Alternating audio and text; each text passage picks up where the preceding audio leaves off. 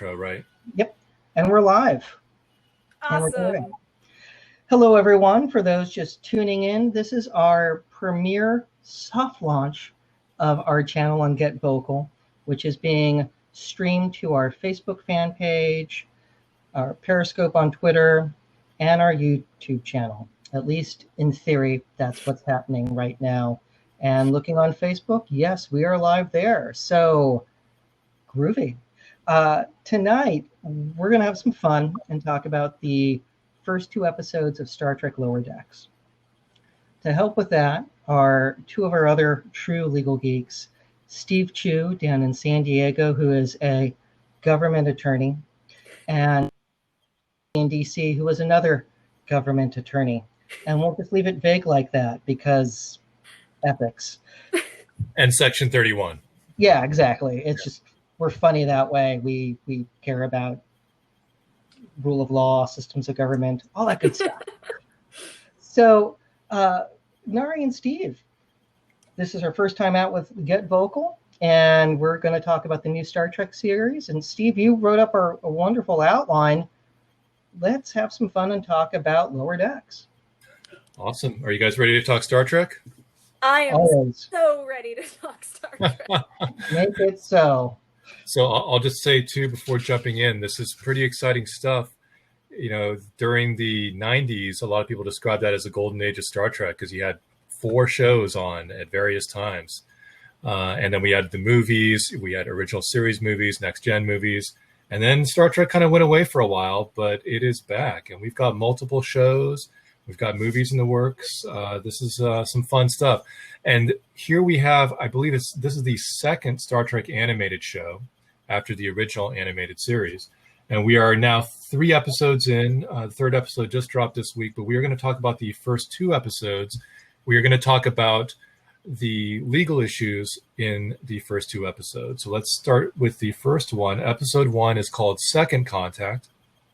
And this is the pilot where we get to meet the brave crew of the USS Cerritos.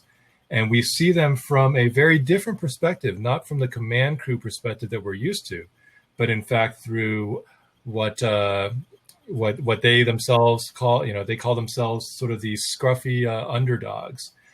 So let's start with the beginning. We've got a bunch of interesting characters here, but we meet Ensign Brad Boimler. He's giving his own little personal log, and then in bursts Ensign Beckett Mariner. They are joking around. Mariner is giving Boimler a lot of grief. She has a batleth, which is a very familiar tool or weapon for longtime Trek fans. They start messing around with it, and Boimler is horrified, appears to be a by-the-book guy, says, wait, you gotta give that back. What are you doing with that? And she's like, oh, this is just some silly little thing. Yeah, what is this, a weapon? I don't know. And swings it around and suddenly draws blood and even cuts him. I think we even see his bone, just a really deep wound. And then they both start screaming. You can get Josh. a certain higher level of violence when it's cartoon. Right, exactly. There are things you can do in an animated show that you could not otherwise do in live action. So, Josh, Boimler and Mariner, are they in any trouble here with this batleth? I don't know if it's an accident or what we can say, but with this incident. Well, Boiler's in physical trouble, and and Mariner should be in legal trouble. And on one level, I can identify with the by-the-book, anal retentive character that speaks to me on a fundamental level as a Virgo. I get it. We're going to follow the rules. I like civil procedure and evidence for a reason. However, this could be a great lawyer ad with, have you been injured by a drunken shipmate with a batleth? If so, and the games begin. So this raises interesting issues of recklessness. So we have Mariner, who is voluntarily drunk on Romulan ale, which is illegal, and we'll talk about that in a minute. And she's playing a dangerous sword. And that brings us to the issue of reckless conduct, because that's not okay. And reckless means that a person is aware of and conscientiously disregards a substantial and unjustifiable risk that their action can cause injury. She's absolutely being reckless right now.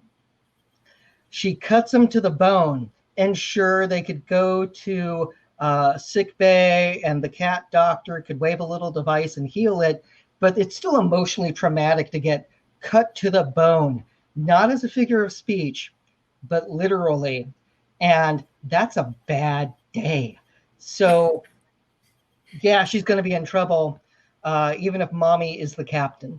So, daddy Which we being find out later. Yeah. Steve, I raised the issue of the ale. Could you help us understand that? So, join Starfleet. You'll see exciting planets, meet alien species, and get cut with Batleth. Or get to drink contraband Romulan ale.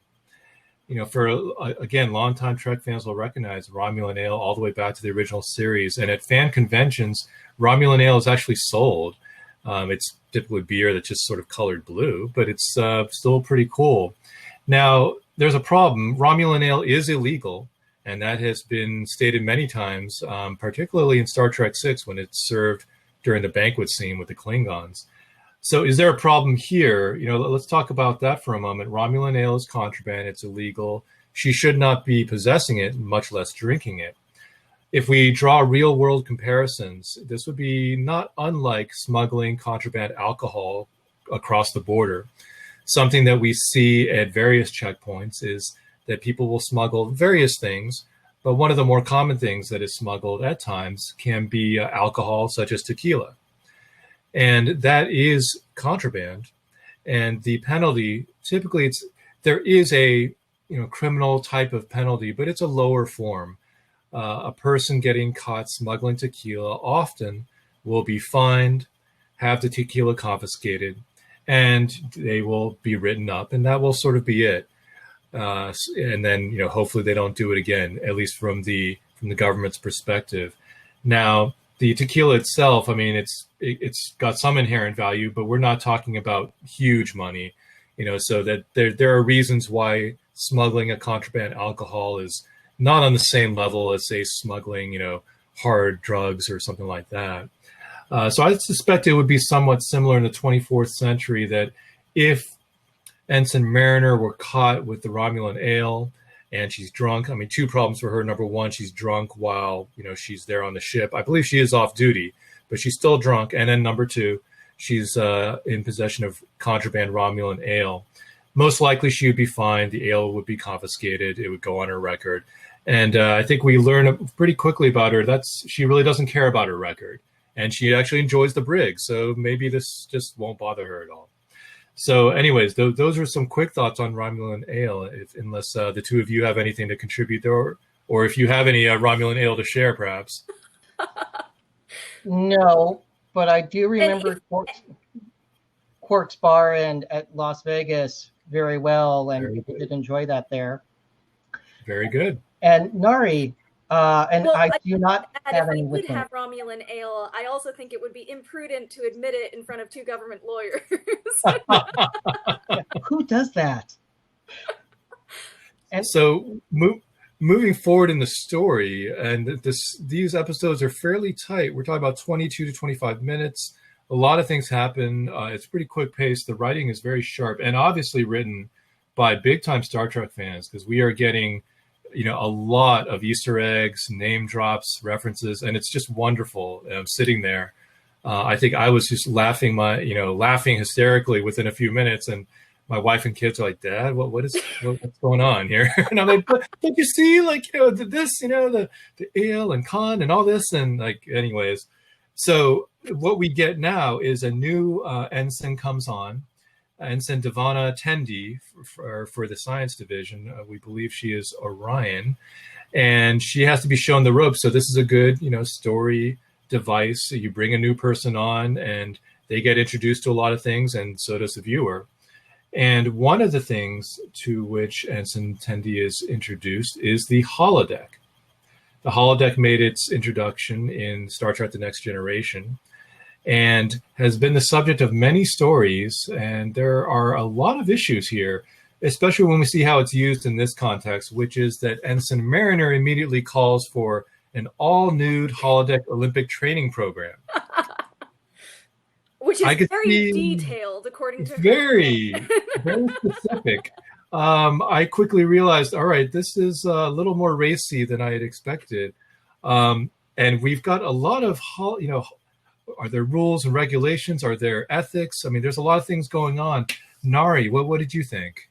I had so many thoughts, Steve. So there's a couple ways to approach this, and they really dovetail together. Which is there's legal aspects that this presents, or legal issues that this could present to talk about, and there's also ethical issues in terms of there isn't a lot of law that's always explicitly discussed in the Star Trek shows or movies, but you can kind of tell by the way stories are presented what probably the legal or ethical norms are, and those legal and ethical norms track pretty well with how we think about these things in our actual legal system. So the two things that I want to talk about are first sort of a privacy issue, which is called more specifically the right of publicity, which is under what circumstances can you in this case create a holodeck character that, for example, looks like an actual person. So I presume in the program that Mariner creates, these are fictional created Olympic athletes, but who knows? Maybe they're real athletes.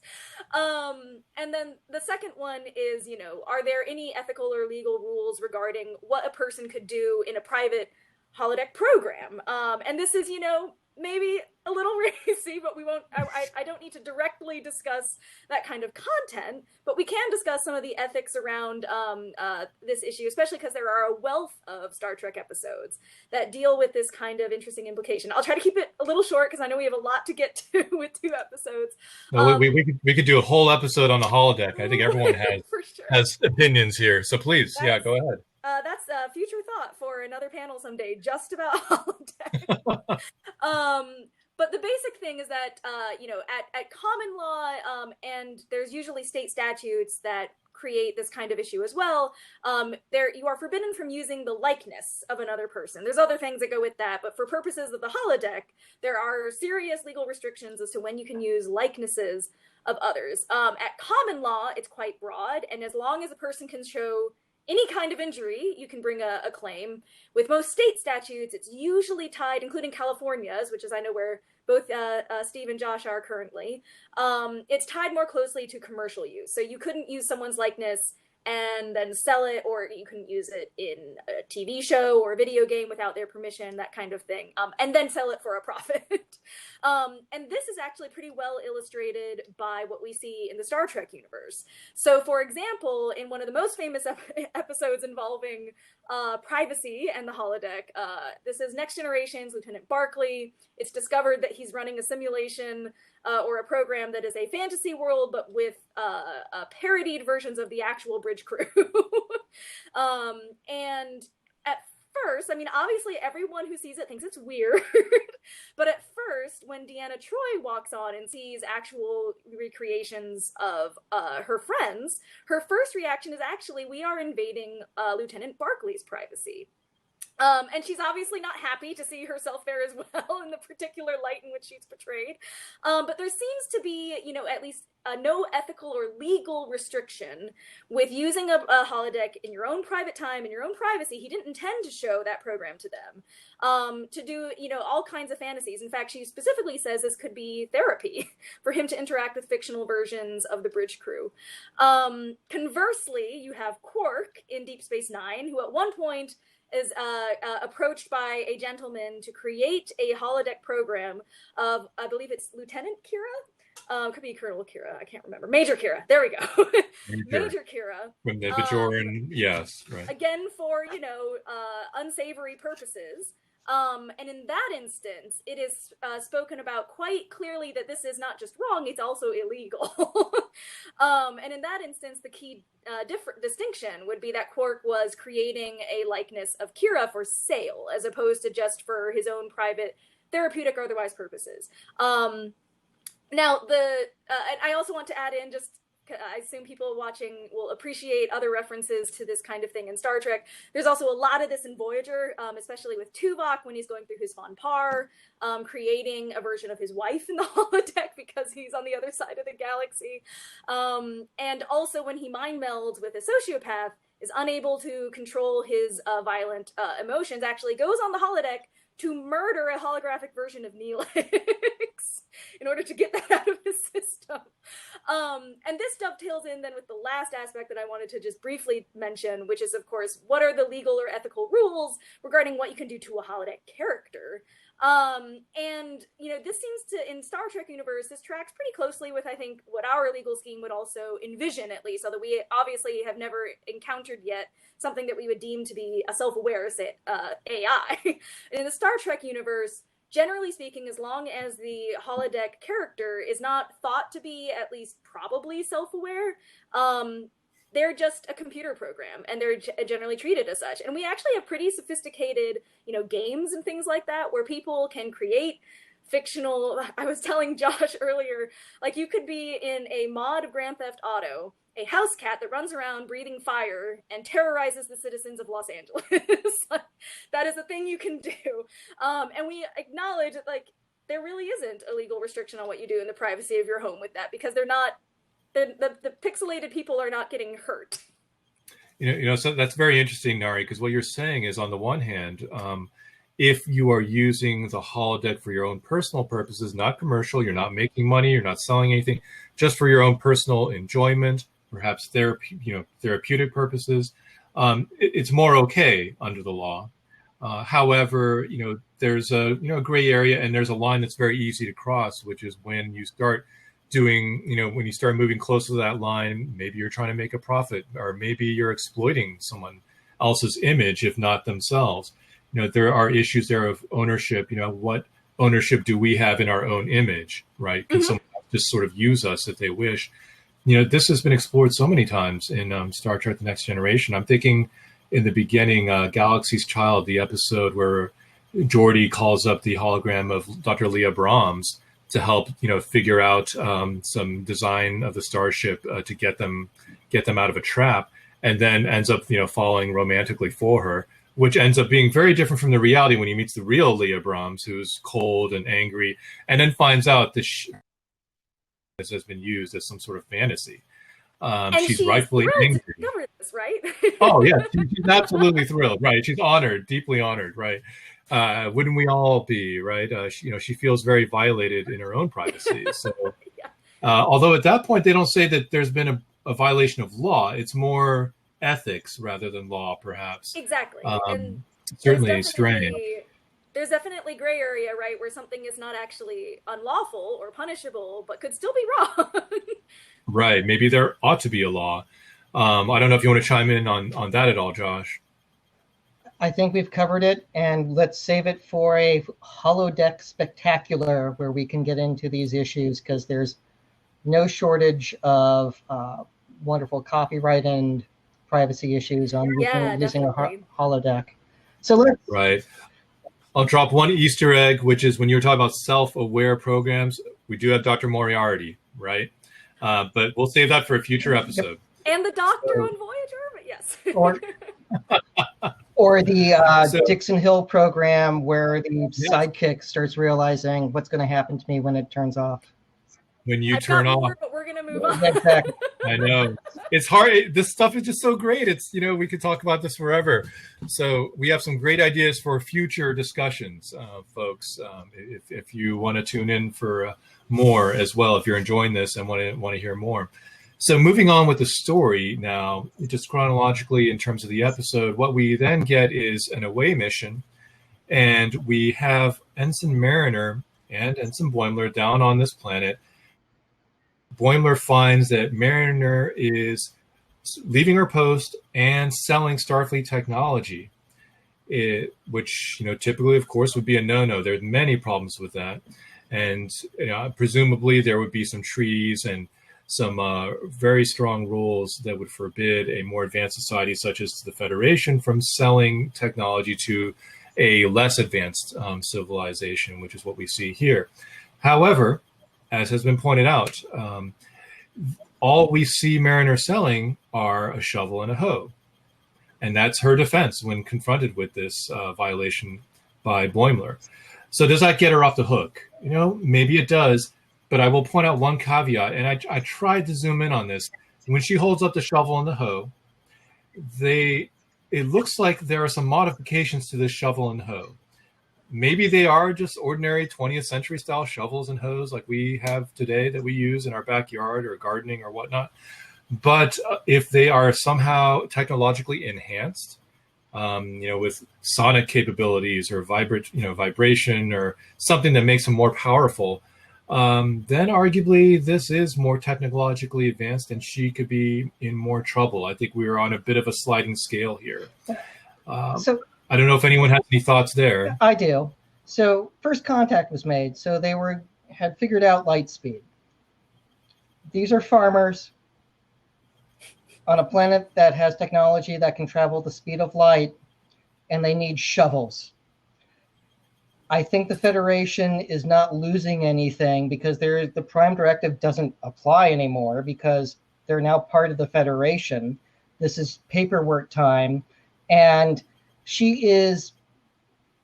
what she's doing is technically wrong because you're not following all the rules for processing paperwork so people get the tools they need. She's taken a shortcut.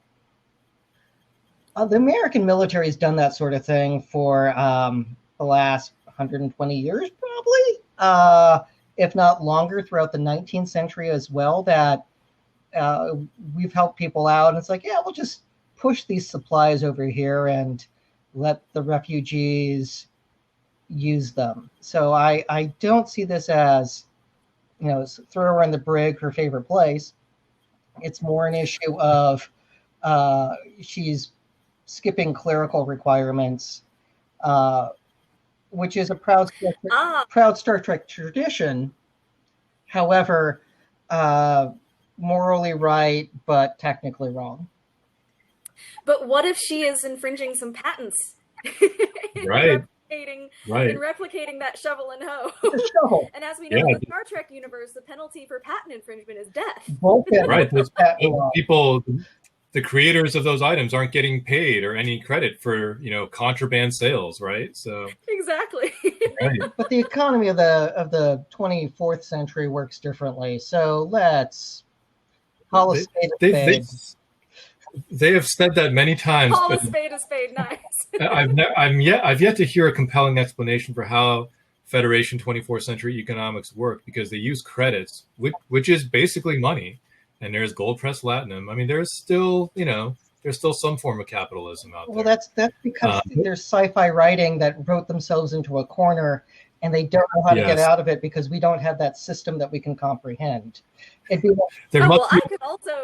also talk your ear off about this, but I think the Star Trek universe envisions a world with substantially less scarcity, but I don't think you can envision a universe, short of some high concept thing, in which there is literally no scarcity. For example, at minimum, there's only so many starships to be captained of. Yeah. Yes, right. So you have to have systems of some kind to allocate for the handful of things left in the universe that people want that you can't have infinite quantities of. Yeah, fair points. I mean, they supposedly have eliminated, we as a people have supposedly eliminated poverty, disease, hunger. I mean, these are amazing things, many of which I suppose you could eliminate through the use of a replicator. Mm-hmm. But that doesn't get rid of, this is sort of the Shakespearean point. It doesn't change human nature, right? Power corrupts, and there's still going to be things that will happen. So, interesting points there. And let's talk about that. Kind of leads into, and Josh, your point also is very interesting, and not so much that she is trying to necessarily just help these folks or give them this technology. She's cutting through the red tape. She's railing against bureaucracy. Oh, by the time it takes us to fill out all these forms, it'll take forever. I'm just going to give it to them. Well, is that her call to make? That's the problem. No, right? That's why Kirk gets demoted from admiral, even though he did the right thing. So it's at the end of Star Trek 3, Star Trek 4, they still had to punish him, even though he was morally right and save the day, they still had to make an example of, you can't do that, but we're going to give you exactly what you want and let all of your buddies off the hook too, because And to add to that, just as a closing thought, and I think we can all appreciate, as all three of us being lawyers, because rules matter. You can't have, even if in this particular case, she was in the right, Mariner was in the right, or Kirk was in the right, rules actually matter. And if the rules are making it so you can't do the right thing, change the rules. That doesn't mean you go around the system. Right. So that means you submit feedback of like, hey, people are still starving because they can't farm the land. Let's get them what they need. The growing season ends in 2 months. By the time the council meets, it'll be too late. Yep. Right. How do we expedite this? How's there more local control? Or like the 19th century when like ship captains were viewed as heads of state, type of thing. So it's like, what can we do to expedite this so it actually works? The problem really, if you're, let's say you're defending Mariner at a court martial or whatnot, the problem really is the chain of command. Mm-hmm. She does not respect the chain of command, and she just makes her own executive decisions. Sometimes she may be right, and okay, that's great. But what about when she makes a bad decision? Who pays for it then, and how many people are going to be affected? That's what we're worried about. Not necessarily this decision, but it's the next one and the next one after that. And pretty soon she doesn't respect the rules, and she just decides that she can do whatever she wants. The system has to work where you can submit information, a problem, to the chain of command, in this case, the captain or whoever, first officer, whatever the metrics are, to be able to say, these people need to be able to farm, the clock is ticking, we don't have time, we need to be able to expedite this process. There has to be a system for that. So, because if there's not, the Federation and Starfleet don't look legitimate. They don't look effective. And in our, governments have that in real life all the time. And let's just say responding to Katrina, you have to look competent. And if people go hungry when there's an emergency and aid doesn't get to them, you pay for that at the ballot box or And again, that is the mechanism to deal with it. So there are other ways. There are other ways to approach the problem. But let's talk about what happens at that farm. So it's interesting. When we move forward, what we get now is we see Boimler learning more about the native culture, meeting the farmers, and what farm animals do they keep? These are none other than very large spider-like creatures, large arachnids, which I think, reflexively provoke a sort of horrified reaction in many folks. Not everyone, but, in a good number of people. Nari, thank you for admitting, and I wasn't going to, well, now you've given me courage to admit that, yes, spiders will freak me out as well. So, it is a large spider that we see being farmed or kept by these farmers. And then the spider appears to escape and is sort of giving Boimler and Mariner, our heroes, a lot of grief.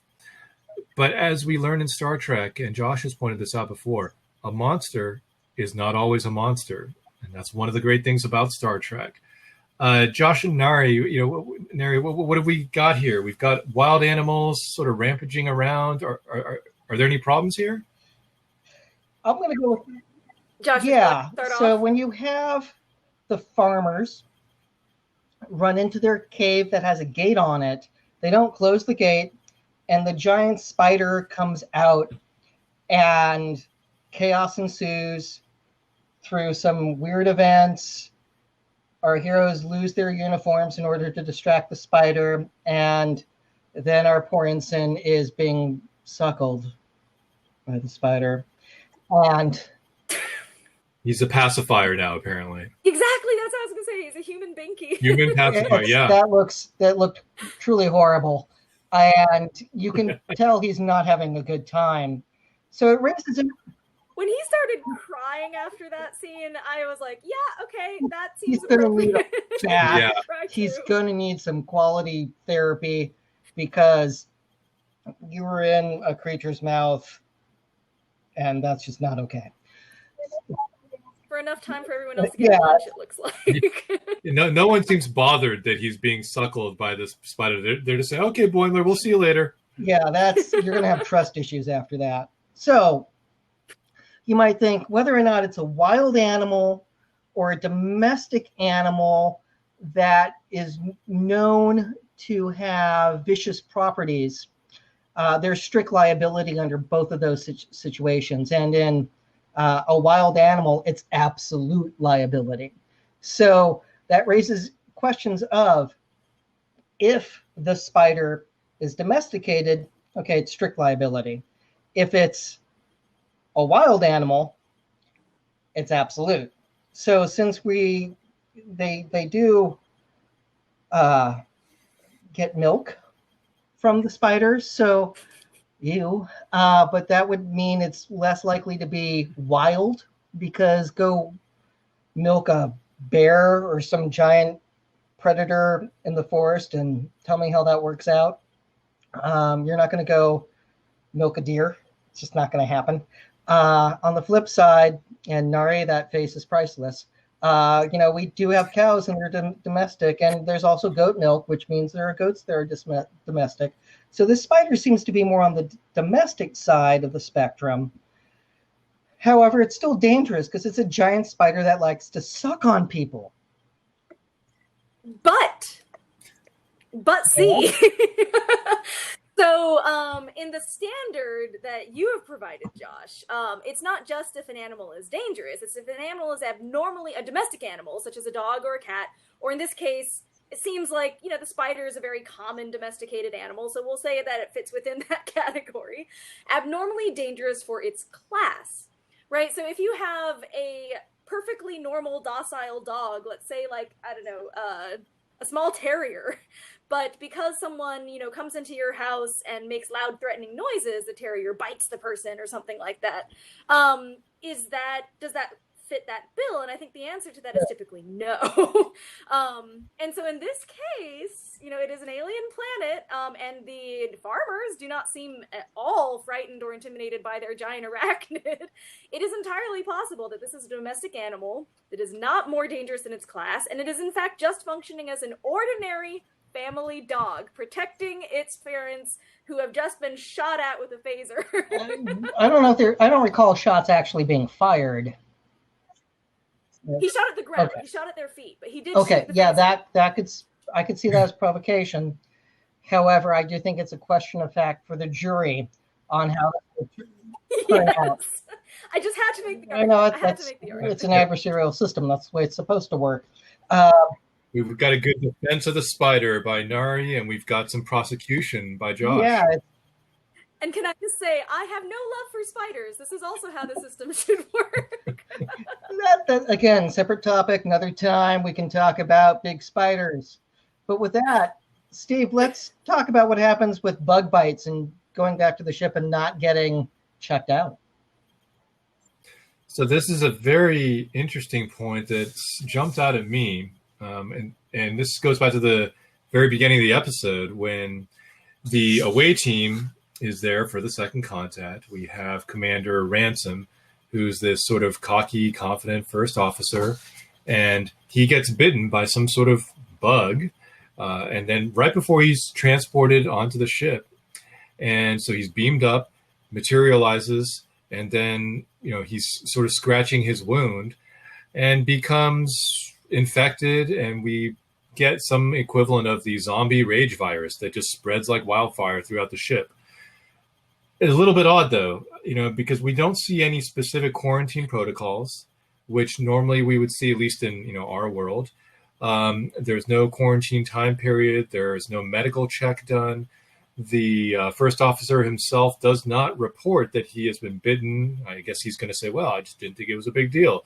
But we've got, this is only second contact. So the Federation, Starfleet, humans, and other officers, they have not really been in contact with this alien planet before, the life on there, bugs, insects, diseases. There could be any manner of viruses, microbes, or whatnot to which we have not been exposed before. So wouldn't it have been prudent to have a science or medical team present, do some decontamination protocol, quarantines? Instead, what we get is sort of the worst case scenario. Someone just kind of walks into your ship with a disease, spreads it around, and it almost wipes out the entire ship. Any problems there? Nari, any thoughts? Yeah, so I just wanted to add, just to get into the Star Trek nerdery just a little bit. So since at least Next Generations, transporters aboard Federation starships have supposedly been capable of filtering most, biological things out of a person's transport pattern when they return to a ship.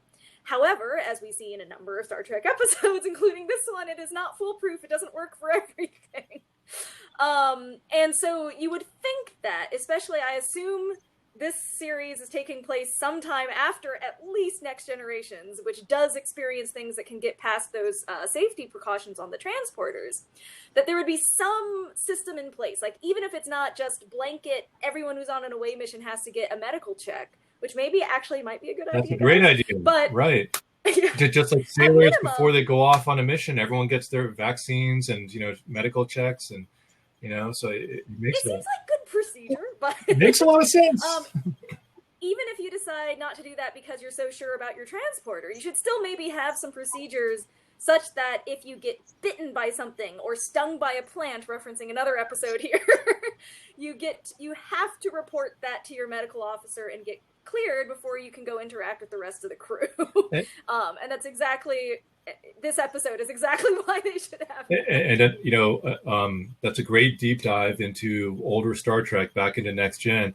We can dive even further back to the original series, the Naked Time, the episode where Spock and, they bring back this virus that kind of breaks down people's emotional and mental inhibitions and kind of makes them live out their fantasies.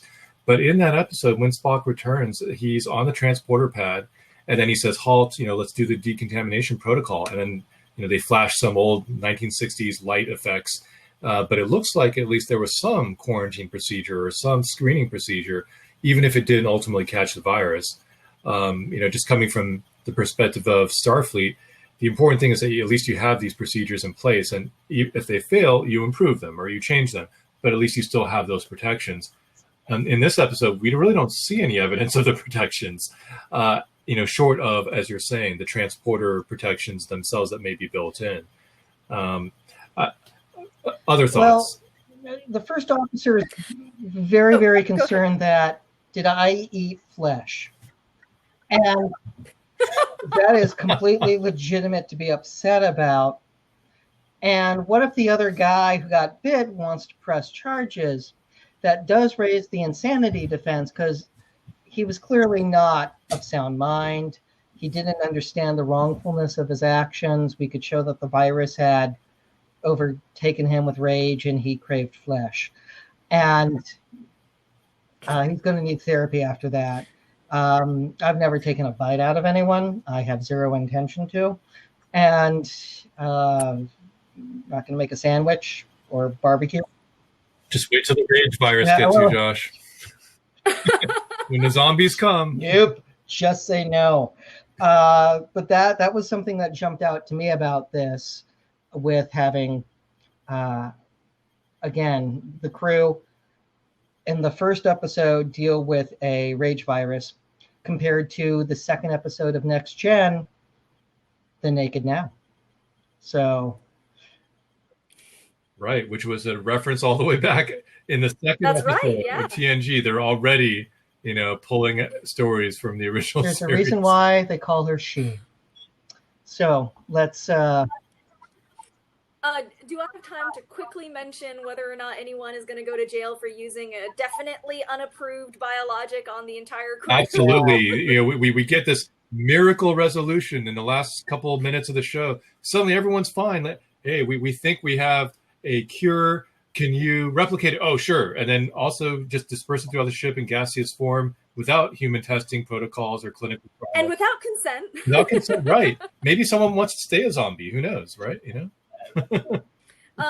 Well, so I do not pretend to be an expert on this. However, there's a couple things to keep in mind when it comes to, even Starfleet FDA, if they ever decided to try to bring down the hammer on this. The first is that there are circumstances in which you can use, or doctors might be able to use, non-approved biologics in treating a patient. One of them is when there are no approved biologics that could be used to treat the disease.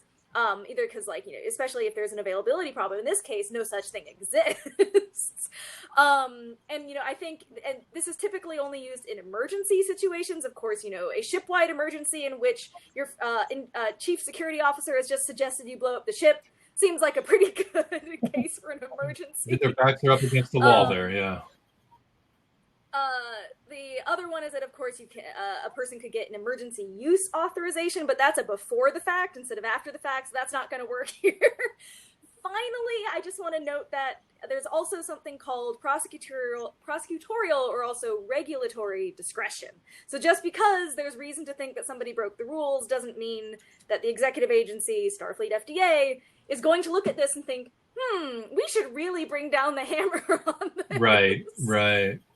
It's some bold storytelling, isn't it? In the first episode, the ship almost gets blown up. The whole crew gets made into zombies.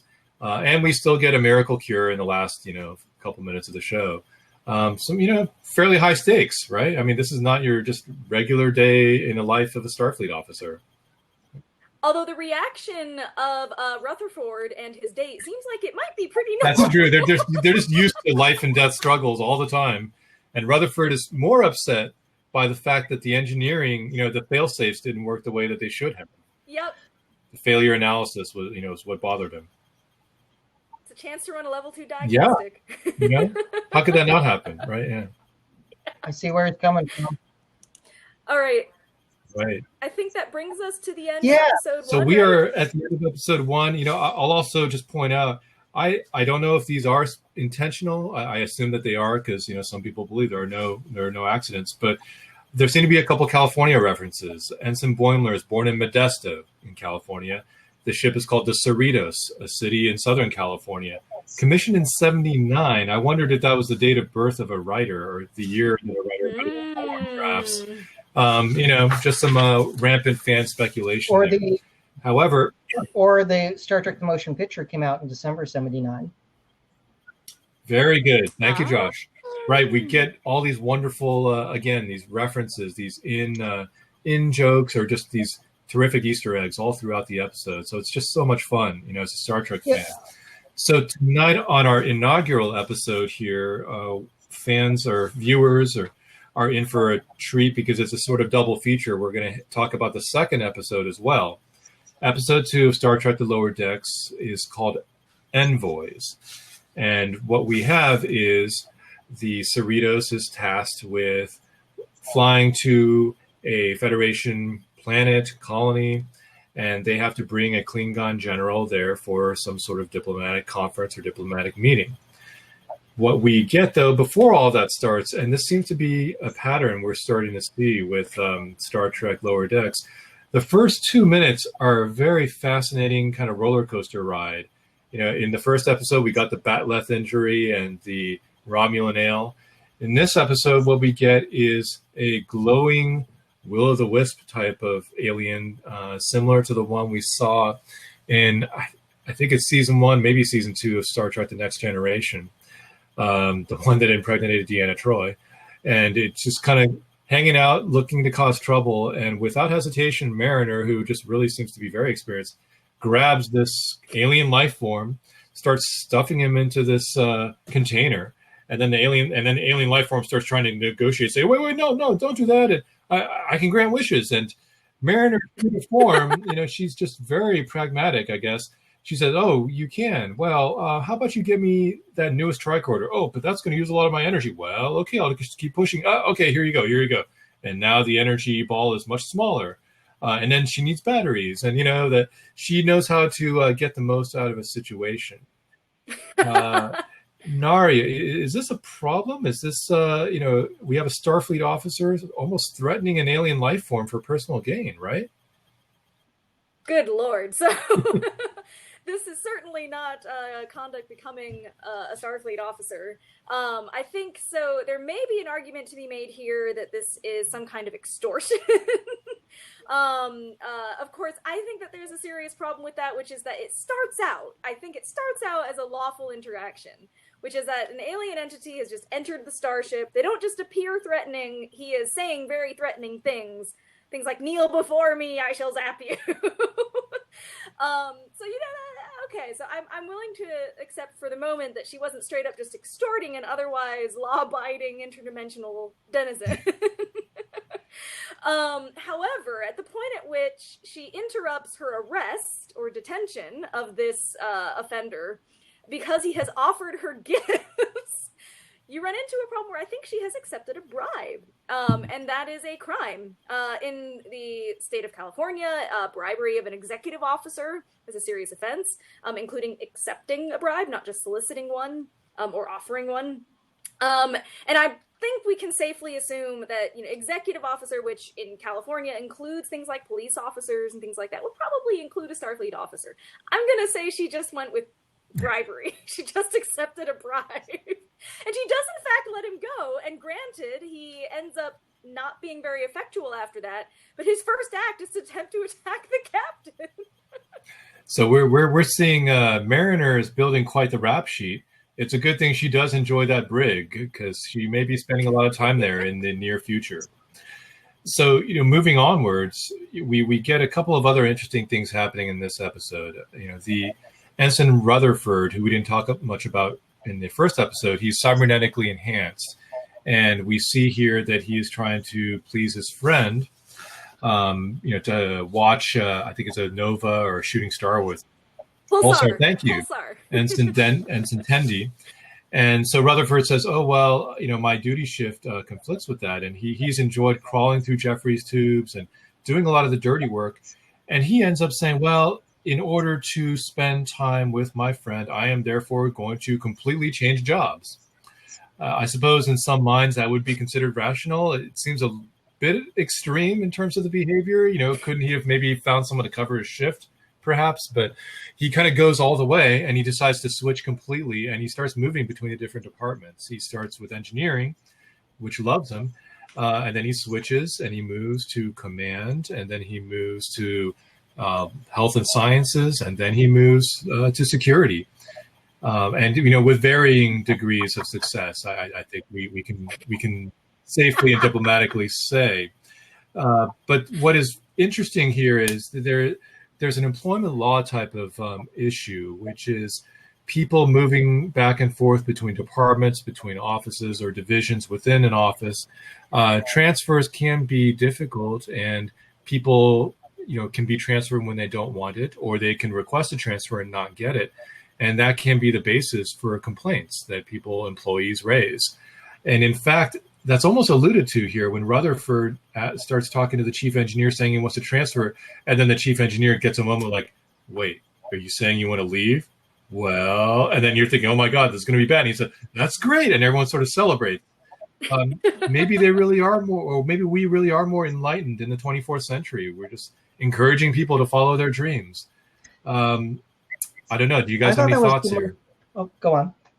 I thought that was pure No, you first, Josh. You first. Of people wanting to see others go to their full potential. And guys historically for millennia have done stupid things to impress women.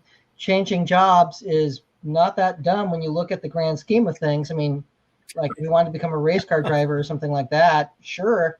But this was, that proud tradition of guys trying to make life changes to spend time with a woman. Clearly, that's the theme here that we're seeing with him, because she's into diagnostics as well. And the fact that people are supportive, follow the better angels of their nature, that's what the Star Trek is supposed to be. And that there's a place for everyone. You think of the other episodes from other series, it's like, both Enterprises and original and Next Gen had historians. Okay. Yes. So we got a 20th century historian on board? Welcome aboard. like there's a place for you here. You're into art. Well, luckily we need artists in Starfleet. So again, if it's a sufficiently large ship, they seem to have a use for artists. It's like they encourage people in undergrad to take electives or have minors for things that they really liked. Sure, you're going to go get the OChem degree, but you're also going to get something in, classical art or violin. And they have a lot of plays and talent shows. Yes, they do. A lot of arts, really nice. Yeah. So I think it's consistent. It's interesting, Josh, when you say that too, that the officers are so welcoming and supportive of people sort of following their dreams and these changes. I'm reminded that Gene Roddenberry, when he wrote Star Trek and he created it, and then he created what many refer to as sort of Gene's box of rules that he didn't want broken. One of them was that he didn't want conflict between Starfleet officers, that he really felt that officers should just embody the what was great about humanity and be near perfect, that they wouldn't have conflict, they would agree, they would find compromises. And writers for Star Trek over the years have found that to be very difficult to write under those conditions. So, I think we see some differences already in Lower Decks. There certainly is some conflict between officers, namely, primarily Mariner and her mother, the captain, right? But we see a whole lot of other stuff. I mean, Mariner just doesn't stop being the instigator throughout all of this. Personnel transfers. And Nari, did you have some thoughts there? I was just going to, I guess for once, agree wholeheartedly with Josh that I think it does represent the sort of, again, idealized version of the future where even though, there's still scarcity and there's still hierarchies even, it's meritocratic and individualistic. So, the chief engineer thinks he's the greatest Starfleet employee on the ship. So why not? Of course you can go pursue other interests if that's what you want to do. I'll support you fully. It's really heartening, isn't it? And encouraging to see that kind of support, as opposed to the reaction that we probably expected, which was, oh, how dare you, leave me? Where's your loyalty? I taught you everything you know, and that type of thing. We don't really get that here. So when we move forward here in the story now, we meet another in the long line of Klingon generals, General Corinne. And interestingly, Ensign Boimler is just so psyched, so excited that he is drawn the duty of transporting General Corinne. He reads up on this, learns the Klingon greetings protocol. He gets very excited. And then when he meets Corinne in the shuttle, he tries to greet him and instead finds out that Mariner has this relationship with General Corinne. And Mariner basically jumps Corinne and they start this physical combat battle. They're slugging each other, wrestling each other. They cut each other. They draw blood. And then they laugh and hug. And it's all great. It's all good. Very interesting because the Federation, we have this principle, infinite diversity and infinite combinations. So Starfleet is so much built on respecting different cultures, different traditions, different people, different beliefs. But what about when you run into a culture that believes so strongly in violence as a way of self-expression to the point where, greetings are physical combat and people are getting injured? As a Starfleet officer, does it behoove you then to basically engage in that physical combat out of respect to that culture? Or is there a way to kind of not do that? It seems that there has to be a line somewhere, right? What do you think, Josh? Thinking back to the Enterprise episode Judgment, where we have a Klingon attorney discuss that there's more to the Klingon culture than the warrior caste, that there are scientists and artists and philosophers, and so that there's much more to the Klingons than the ultimate bros that want to arm wrestle and beat the snot out of each other. So there's the women do but too. Again, that could be one section, one very big section of the Klingon people, but it's not the only section of the Klingon people. So there's a big difference between accepting people who are different and relishing it, because Mariner and Corinne had done gray ops together, so that meant killing people. So, and yeah, Presumably. or spy missions of some kind. They rough and tumble. But I think the overarching issue for Klingons is that they're an honor-based society, and they use the word honor like the Smurfs use Smurf. Honor could mean like ethics. It could mean a sense of duty to someone. It could mean a sense of loyalty, fidelity to others, doing the right thing. And instead of using all those other wonderful descriptive terms to describe doing what's morally right, they just say honor, much like a Smurf would say Smurf.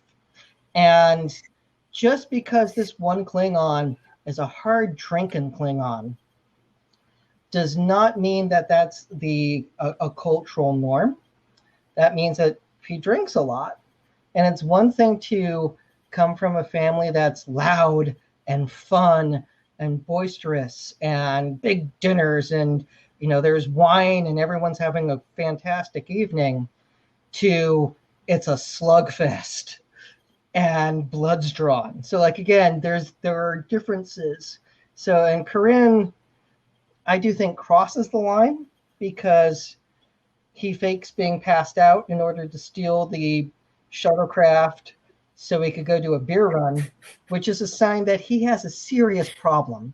And as attorneys, we do avoid, as part of our duty of competency, we need to avoid substance abuse and be able to recognize those signs.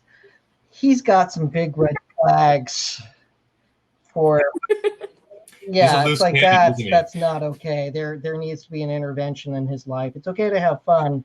It's not okay to be blackout drunk. Maybe it's okay for him to be a warrior, but for a diplomat to be drunk and stealing, shuttlecraft, it's a little odd, so right? There's problems. I would not send him in to negotiate something unless it was an unconditional surrender. Well put. No, not that either. Yeah, he could. Yeah. Hey, why don't we have a drink? Oh, yeah, let's just call this whole thing off. Good. All right, Peace. Right, we're good. We're barbecuing. We're good. So that leads into sort of the next legal issue here is General Corinne, as you say, he either passes out or fakes being passed out. He steals a Federation shuttle and flies off, apparently doing a beer run, instead of doing his duty, which is showing up at this diplomatic conference. So we have now a diplomatic incident. He's stolen Federation property. Who knows what he's going to do? He could crash it and injure someone. He could do any number of things. He could be committing crimes. Josh? Yeah, we don't know what he did. We don't know. So. Who knows what he was up to? Probably no good. So, Nari, wouldn't he be in trouble for all this? No, it's extremely. Nari, defending the people again. Thank you. So, defend Corinne for a moment, please. So basically, the assumption here is that when they are on this planet, he has diplomatic status as a representative of the Klingon Empire. Now, obviously, that would also require that he has been duly recognized, sent and recognized as a diplomat, but I think it's safe to assume that's true. Now, generally speaking, with the exception of, certain nations or entities that you might not have a standing treaty with, for example, in real world, we have the Vienna Treaty on Diplomatic Relations, which comes from, I think, the 19th century. It's pretty old. With the rare exception of states which maybe haven't signed that and you don't have that relationship with, you might still at least have a bilateral agreement with another state. Generally speaking, though, if the Federation or the United States is sending diplomats or accepting diplomats, it's probably because we share a mutual understanding, if not a treaty, about diplomatic immunity. So as with everything in international law is fuzzy, it changes. It's always being created every day with the norms and practices of the nation states as they move forward. But the Vienna Treaty covers pretty well what we still understand to this day to be diplomatic immunity. And it's pretty strong. So Article 29 of the Vienna Treaty, to which the U.S. is a signatory, discriminatory, as are most countries in the world, states that the person of a diplomatic agent shall be inviolable. He shall not be liable to any form of arrest or detention. And just below that in Article 31, it gets a little more specific. It says a diplomatic agent shall enjoy immunity from the criminal jurisdiction of the receiving state and immunity from its civil and administrative jurisdiction. And it provides a handful of exceptions for the civil and administrative jurisdiction. None of them, though, are criminal liability or civil liability for having stolen a car or crashed it or even... They're judgment proof. They're almost judgment proof, aren't they? Basically. And it's a little crazy. It seems like it doesn't comport with our usual sense of justice. But there's, the international law realm, as like the law of war and all this other stuff, is just premised on very different things. So, we acknowledge that we are sending citizens of another country to live in another country in which they are being the representatives. They may, the host country may have dramatically different morals and norms and laws. And out of respect for each other's sovereignty, that's where this sort of diplomatic immunity comes from, is that they're each representatives of sovereign nations. And so on the one hand, the host nation is obligated not to arrest the diplomat under its own domestic laws. On the other hand, if the diplomat sufficiently offends or, goes and creates a lot of mayhem or whatever, there is also an obligation in the same Vienna Treaty that if a host nation so requests it, the sending nation must take back their diplomat. That's an important check on how much a diplomat can do. The last one I want to mention is that it does not say in the convention that a diplomat is immune from being charged or ticketed or anything else. The difference is that you can't seize them or detain them or confiscate property.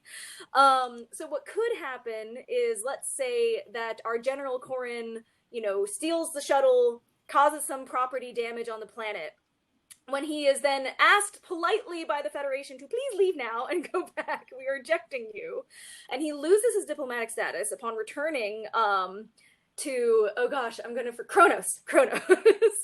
At that point, the Federation, assuming it has an extradition treaty, could still charge him with the crimes and ask politely, Klingon Empire, please extradite him so we can go along with our normal criminal process. So Nari, let's test this diplomatic immunity idea just a little bit. And let's do what lawyers love in some ways, a couple hypotheticals. So General Corin steals the shuttle. He's flying off. Let's say he crashes and burns. We see this large marketplace. Crashes into the marketplace, destroys a lot of merchandise, injures a lot of people, starts a fire, just a huge, huge mess. Is he in trouble? So yes, except, so there's a couple things. So the first is that assuming that everyone decides to observe diplomatic immunity, he is not in trouble in the sense that he is about to be held criminally and civilly liable for all of the damage and perhaps death and maiming that he may have just caused. However, assuming that the Klingon Empire wants to maintain positive diplomatic relations with the Federation, his diplomatic career is over. In other words, it's up to not the Federation to punish him, even though it's their world. It's up to the Klingon Empire, his home planet, to punish him. Yes. The treaty explicitly states that diplomats are not exempt from the jurisdiction of their own countries. The last thing I want to add is that with international law, there's always an element of pragmatism. So there's no court that you can go to and say, this country has breached diplomatic immunity, they've arrested my diplomat, and then the court will order the offending country to release the diplomat. That's not how international law works. We don't have a supranational body that can do that. So at the end of the day, if a diplomat, commits a sufficiently horrendous offense, a host nation may decide it is worth whatever political or diplomatic ramifications will occur by breaching diplomatic immunity and just saying, yeah, we're violating the treaty, but you know what? It's worth it. We're going to arrest this guy because we just can't let him go. So if Corin caused enough trouble, then he could be charged. Diplomatic immunity could fall apart there. Josh, any thoughts? Ron was not part of the diplomatic mission, so I think he'd be in trouble. And the fact that this is an issue of this is what he does. At least the Federation officer at the end just kind of didn't kick him, but when he grabbed her foot, she shook him off. It's problematic. And I think used like I think they have like 3 bits of profanity every episode. That was where they used one of them this episode. And you know what? She was right. So she was very correct. Now let's this is a double header, but let's keep moving along here. Yeah, let's try to fit everything in that we want to. So moving forward, we've got some odd. We're talking about the Enlightenment of the 24th century, but then we get back to Rutherford now. He's transferring around. He moves to the command track, and he is then shown to the. I assume it's a holodeck or some form of training program. Commander Ransom walks him in, the bro again, saying, "Well, I'm glad you've chosen command. This is the place to be." And he says, "There's nothing like having a joystick between your legs. Nothing compares to the firm, hot pulse of a joystick in your hands. The bridge is where the action is. Be gentle but attentive. Get her where she needs to be. Guide her home." Those are all direct quotes from our very macho, Commander Ransom. Nari, I mean, are there some? Well, I think we'll touch on this really quickly and then move on, right? Yeah, so to make this short, Commander Ransom is a walking, talking Title VII liability. It does not matter that Ensign Rutherford was not the target of advances or things like that, and Rutherford may have been perfectly comfortable with these comments being made. If anyone is around when Ransom is saying these things, and it seems like it's just his MO, and are made uncomfortable, you have a serious potential liability problem. Starfleet HR needs to sit him down really quickly and get some remedial training. What is HR like in the 24th century? And it's odd that this is coming from the XO, second in command of the ship. I mean, this is high up the chain of command. This is not some lowly. I bet there are some great holodeck programs that help people understand how this goes. I think you could use some MCLE, some training, definitely, right? Yeah, some elimination of bias and sexual harassment. Just discretion. You can think these things, but you're right. So, we're trying to watch the time here. Maybe we have time for just another small topic, but just some quick observations. It's interesting. We get to see a Federation world here that is the equivalent of a multicultural society. We see there's a Klingon district, an Orion district, an Andorian district. Very interesting how they all sort of live together and sort of keep their own cultures. And I wonder if there are different rules that apply to the different districts as well. It's hard to say, but there's a lot of material there that could be flushed out. Our poor hapless Ensign Boimler, who's trying to impress everyone, just keeps getting into trouble, bumps into a taxor, nearly gets into a fight. Nari, you had mentioned something about that earlier. You had some thoughts? Yeah, so we definitely don't have enough time for me to talk as much as I would like to about this, but it's a great illustration of how, when it comes to defining assault is context dependent. So assault is, if I can just summarize really briefly, an offensive contact or the threat of offensive contact. But what is offensive is strictly context dependent. So ordinarily, maybe shoving someone so hard that they drop their bowl of gach is in fact offensive contact and would be considered assault. But if you're in a crowded marketplace and you bump into someone as a result and they drop their food, that is probably not an assault. Same as getting bumped on a crowded train or something like that. So it all depends on context. In this case, I don't think that Boimler assaulted the taxor, and the taxor was definitely not justified in trying to smother him to death or whatever he was doing afterwards. So we have a lot of great alien creatures, alien species we meet, but we don't have time to get into it all. This is only the first 2 episodes, and look how much material we have had. So I'll just sign off here, with the standard Vulcan greeting, which goes "Live long and prosper." And Spock also says, "Peace and long life." Anything else to add? Closing comments, Josh. I think that does it right there. Kapla. Mari? Yes, that's a I took the flaw. I will will just say that I am so excited to have done this. I absolutely loved Lower Decks, and I'm looking forward to all the future episodes. Absolutely. So peace and long life, and Thank you until all. next And time. this is our soft launch for our Get Vocal channel. We will do these regularly. We are also helping with Force Fest. So we have 2 panels on Force Fest. One for Empire Strikes Back with Steve, Nari, Bethany Bingford, and moderated by Stephen Tolafield. And on Sunday, the second day or third day, we're going to do a Mandalorian panel, and we're going to have a lot of fun with that one as well. So everyone, steer for the second star on the right. And until then, we'll see you soon. Take care.